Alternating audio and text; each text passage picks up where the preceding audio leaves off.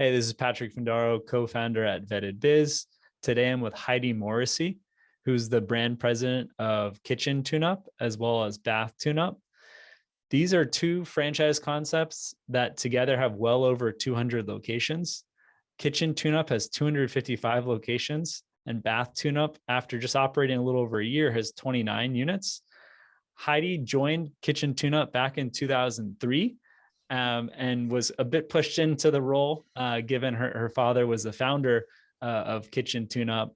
And before I get too much into the bio on Heidi, Kitchen Tune-Up, Bath Tune-Up, you should hear it directly from her. And I'd love to just start off, Heidi. Tell us a little bit how you re-entered this industry with your father's urging. Great. Thank you so much. Yeah, I mean, I never really had a big interest in the family business. My dad had a cabinet business before he started Kitchen Tune-Up, and I have three brothers and a sister. And my brothers always worked with my dad in some form, but I was always doing my own thing and actually went to school and became a teacher. So my first profession was actually as an educator. And after moving away and living in another state, I was doing my own business for about 11 years and, kind of raising my kids. My husband was a teacher, and my dad approached me about coming and helping him in the business, mostly on the training side. He was feeling like the training program needed to be, enhanced or tunified, as we say. And I didn't have a lot of interest at first because I didn't know much about the industry, but, he kind of pulled the grandchild card on me and said the grandkids would probably love to be closer. My dad was a great salesperson. My dad lives 15 blocks from us. So. And, I thought maybe we'll give it a try. We'll give it a year. And there was not really a plan in 2003 that someday I would take the company, right? It was really just come and help out so dad can leave and go on vacation once in a while, because my brothers by this time had all exited the business. And so when I came back and I started going through the training program and really seeing the gaps that needed to be filled, a lot of it happened to be in sales and marketing. So studying everything I could about sales and marketing, really got in there and started to teach that. And that was what I was doing in my other business. I was helping people become salespeople. So that was not new to me, and helping out with developing the training. So it made sense. And, really from there, you kind of fall in love with the industry or you don't, right? And so obviously for me, I fell in love with this idea of these entrepreneurs that were willing to risk everything to start a business. And sure, I felt this obligation, paycheck, right? Yeah, right. And it was it's so inspiring to meet people that are willing to do that. And I just kind of started to say, I want to support them. I want to help them. I want to grow a team that wants to support and help them. And so as we started to do that, it just became more and more apparent through the years that I would be the heir apparent. And people started to assume that I already was running the business. And so by 2017, when I took over, I think most people thought I was already the president. And so it was really a pretty easy transition. And what piqued your interest in this industry? Can you give us a little overview of the segment? Home improvement generally, females are who buy home improvement projects. And I thought it was really interesting when I came that there really weren't any females in any leadership roles here. And so some of the marketing actually looked more masculine. It had that feel. So women over 55 are typically going to be the influencers in what's going to happen in the home and change. So I wasn't that old then, I am now, but then I realized that there was a female touch that was needed, both from the sales side and the marketing side. And so you start understanding the consumer's needs. And I'm not a handy person, so I rely on home services a lot. Yeah. I meet a lot of people that are really handy. My husband and I are not. And so once I started to see that, wow, we could really take this industry that doesn't have the best reputation. People think of home improvement and they dread it. It's just not very transparent. You get like shocked, you get some crazy big bill, and then who are you going to go to verify that? That's right. And also, I think the reputation is they don't return phone calls. People don't show up on time. The project is messy. It takes forever. They leave a mess and they leave a mess. So we had a really big space that we could come in and fill this gap and really be different right away. And that was really exciting to me, is to be something different and to bring in an experience that people like, literally when people have their kitchens remodeled or they cry afterwards from happiness. They just can't believe that's the space that they're going to be feeding their families. And to be able to know that we could create an experience that made people cry with happiness and not sadness. Probably especially given the pandemic, just a lot, Yeah. people are spending a lot more time at home, more conscious about what they eat, how they cook it. Well, and also they use that space differently. A lot of people were using their kitchen maybe 3 times a week. And all of a sudden you went to using it 21 times a week because you had to cook every meal there. For sure. And breakfast, lunch, yeah. So dinner. anything you didn't like about your kitchen, that wobbly drawer or that handle, I mean, you really hated it after about 2 weeks. And so obviously that really inspired people to want to get that space updated as fast as possible. And tell me a little bit, who's the competition, both for, I guess, both your service brands? Who are you competing with? Like, is it mom and pops? Are there big companies in the space? Probably the mom and pop. Interestingly, in the spaces, there isn't anyone that really owns a lot of market share. It's just very fractured. And so you've got all this fracturing. And so you've got different size businesses, whether it is the mom and pop. In some markets, you may have some of the big box stores that are in part of that space. There are a couple of other franchises, of course, that are also in that space.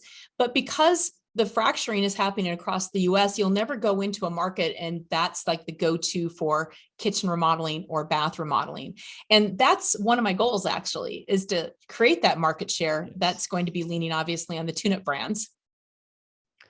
And how are you differentiating? Like, I imagine the mom and pops, it's like very relationship based. And then the big box retailers have the brand recognition. How do you differentiate both kitchen tune-up at both your brands? Sure. Well, it's all about the experience, right? How many times do you think in your lifetime you're going to remodel a kitchen? I would guess like 3 times. Yeah. So maybe 3 times. So it's not a common purchase. And one thing that consumers, they always feel like when it's not something that they commonly purchase, they feel a little bit nervous about it. So we have a whole process from the time we start talking with them to things that we send out to the way we interact. That's just so different. And we hear it all the time. They'll say, I had some other bids, but nobody was doing it like you did it. And we hear about that experience, that they're interactive, but at the same time, we're educational. Okay. I think that maybe comes from my background. Exactly. A lot of that, helping them to feel confident that they are making that decision right now. And then, so you've spoken a little bit about what the consumer wants and how you brought a very unique lens, given your prior experience, and just, it was a male dominated space and the consumer's female, which that's right, clearly can add value there. Someone that wants to enter in the space as a franchisee, do they need to have some experience in home service, or what do you look for in what's a successful franchisee? Like, what's their background like? So you're not going to be surprised to hear this. I look for lifelong learners. Okay. As a franchise owner. And a lot of them, over 85% of our owners have 0 experience. They're not handy. They don't really need to be because they're not going to do the work. So I'm looking for people that are very optimistic generally, right? Because I like to have fun at work, and I like to have fun talking to people. And if fun isn't kind of part of it, then they probably aren't going to enjoy what we do, because we have a lot of funny words that we use, like toonies and tunified and all of those good things. But also just somebody that's interested in learning and growing and developing their skills, because you're going to come in with some skills that you bring in from your past careers, right? Sure. But you won't have necessarily every skill you need to be a business owner. So you have to have this desire to continue to grow those skill sets so you can become the best franchise owner that you can possibly be. So maybe you're really strong in operations, but you need some marketing and sales, or vice versa, right? You could be strong in one area, and our job is to help grow all of those skill sets throughout your lifetime of your business. So I love the lifelong learner. I love the optimistic viewpoint, and people that are resilient.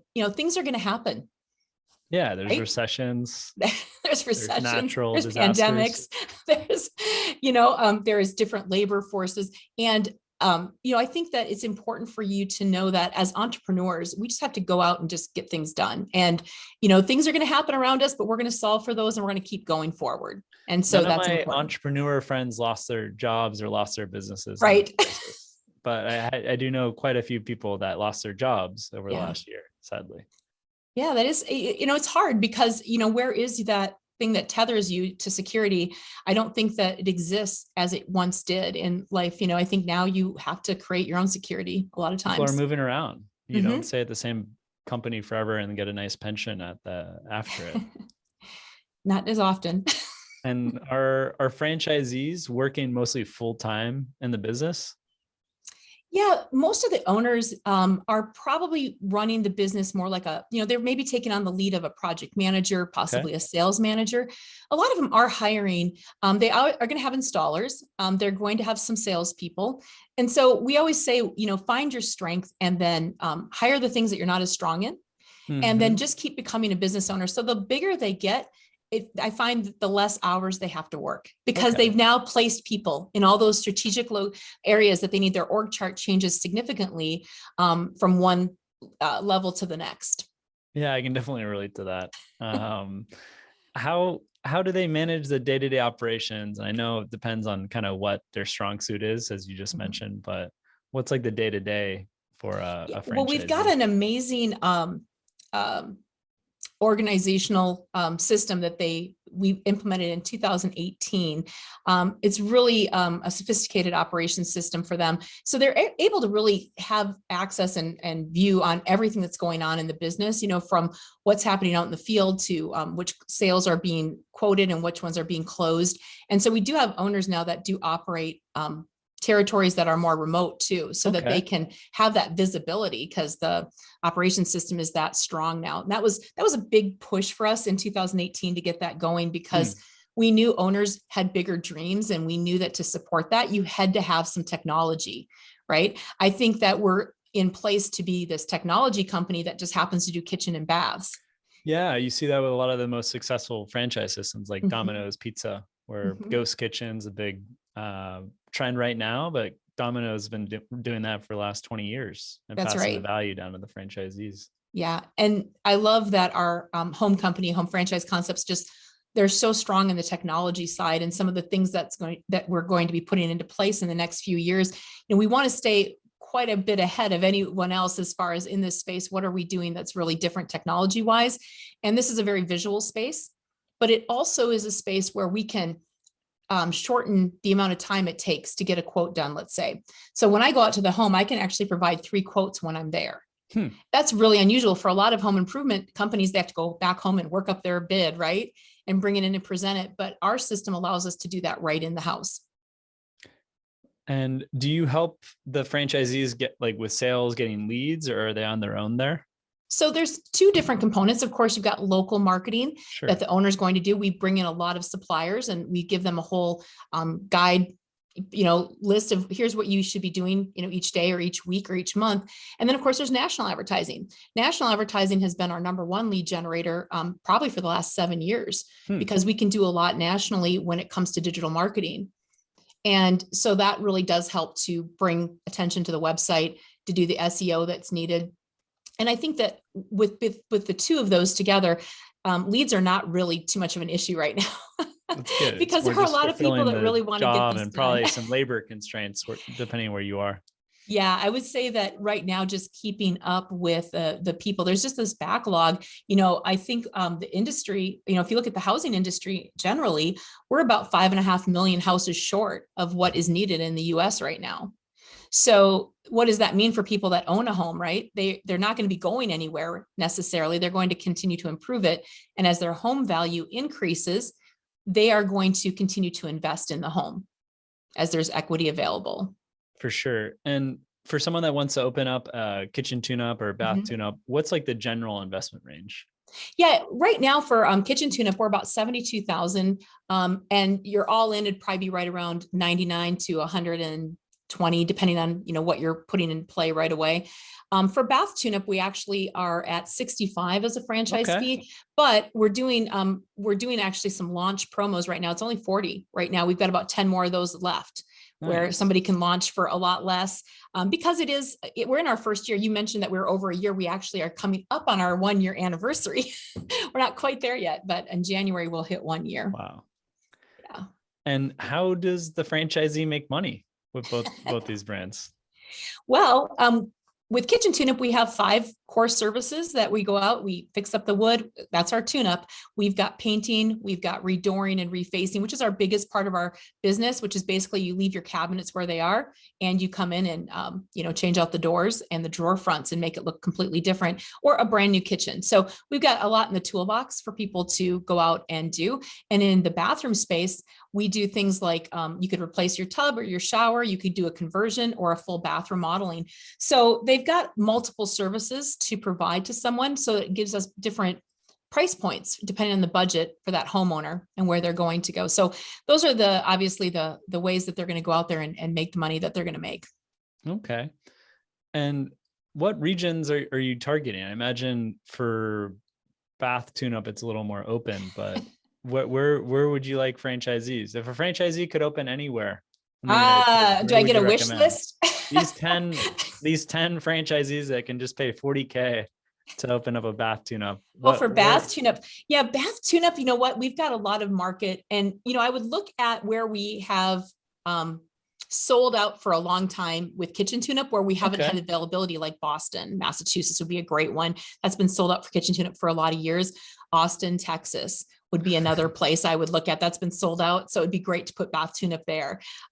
We are looking, obviously, we like, Kansas City, Chicago. Bath tune-up, I could go on and on. Just give me a map and I will give you some locations. And, kitchen tune-up, we've got a really good, diverse area. We're definitely more saturated on the east, but we still have plenty of room to grow. So as we're looking at different markets there's still quite a bit to grow into Florida. We definitely have some more. Texas is so big. Of course, you've always got lots of room in Texas to grow. And we're always looking for people that, in states that have more of the contractors that are needed. I mean, like California, obviously we've got lots of space there to keep growing too. Wow. Okay. And how running the franchise and also from a consumer perspective, how has it developed in COVID? You mentioned, people are having more meals in their kitchen, but is it harder to run this type of business? Easier? I think that, you got smart franchises and they pivoted very quickly. I remember March when everything started shutting down. The very first thing we all did was we made a decision that we were going to get through this, right? We're going to figure out what to do. We're going to put the pedal down on the gas and not slow down, right? And then we learned how to do virtual sales calls. That was really quick for us. And we've actually kept that. So even though, we are still meeting with people, that virtual appointment prior to meeting with them just makes all the difference from time for everybody. A lot of our owners have got great COVID protocols that they put into place. And now they've kind of become normalized. At the time it was probably pretty odd to have to figure out, where am I going to get gloves or sanitizers or masks? And now it's kind of like, that's just in the kit. It's just there ready to go. So those are some things that they're doing. Obviously, we're starting now to get in the post-vaccination time.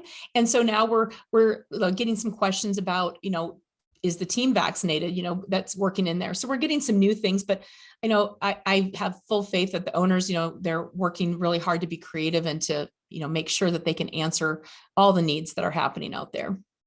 Okay. And Heidi, one last question to conclude our discussion today. What data or key metrics do you track daily, weekly? At Vetted Biz, we're all about getting the right data and communicating those findings. So I'm curious to hear from you, either what you're tracking daily or weekly, or what franchisees are tracking weekly. I think we're all looking at the same thing. I think a lot of the owners, what we're looking for is how do we convert our leads into appointments, right? How many appointments to sales? What's our average ticket? What's our gross profit? Ultimately, at the end of the month, we're going to want to know our net and how we're doing and what we're able to make on those. So we're really big into profit benchmarks or KPIs, because that is the most important part for the owners, is they need to know what their numbers are. They need to know how many customers am I going to get from each of my $1,000 of marketing spend. These are some important things. And luckily our operations system does a great job of flowing that information, and we can look at it from a dashboard nationally, and we can see which sales are in where are they at in the stage. Are they ordered? Are they already produced? When are they going to be done? So that really gives us a lot of insight for planning and preparation. And we're able to share that with our suppliers so that they can be prepared for the big months too. Well, yeah, it sounds more like a technology company than like a home services franchise. Well, I kind of use that as a goal for a while. I feel like technology is, again, the place where we can stay ahead a little bit more. Yeah, that makes sense. And Yeah. distinguish yourselves from the mom and pops and the big Yeah. box retailers. Yes. Well, Heidi, I'll leave a link in the show notes for anyone that's interested in exploring kitchen tune-up, bath tune-up. But is there anything that you'd like to talk about at the end today? Here's the thing. I think with anybody looking at a business right now, I look at people as just super brave right now, because you're doing something in a landscape that is continually changing, and it probably always has, but right now it just seems more obvious that it's always Sure. changing. And I look at people that are striving for that, and they're looking for that, and I'm like, wow, that is amazing. I mean, good for you of trying to take control of your life. And I mean, at the end of the day, that's what we're about. We're about supporting people that are looking for that big change. So I appreciate you inviting me to come and chat a little bit more about the business. Obviously, I have a lot of pride for the tune-up brands. Love them. No, definitely. Yeah, I mean, there's something to be said about, multi-generational and Yeah. having a brand for decades. So Yeah. again, for those that are listening, Heidi Morrissey, brand president at Kitchen Tune-Up and Bath Tune-Up, will leave contact information if you're interested in exploring further these brands. And Heidi, thanks again so much for joining. Oh, thank you so much.